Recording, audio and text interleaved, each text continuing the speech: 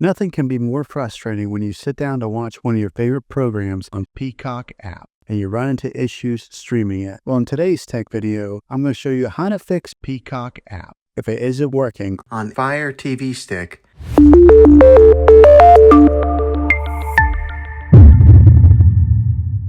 Let's see if we can fix your problems and get your Peacock App back up and running as quickly as possible. The first one, it's the easiest one to try, and that's to unplug your TV from the wall outlet and wait 60 seconds. Now, don't be impatient here.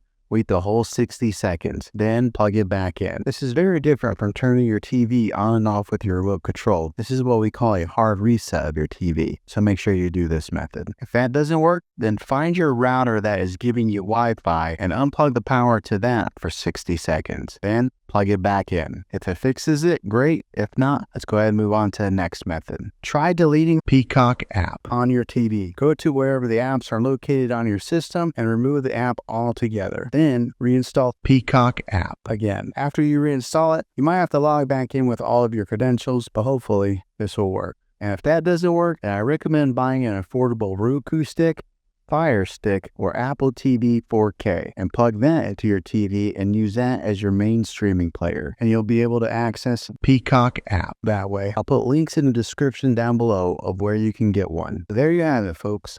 If this video was helpful, go ahead and click a thumbs up on it. Go ahead and subscribe to my channel. I make tech videos all the time, and I would love to have you back in the next one. Take care.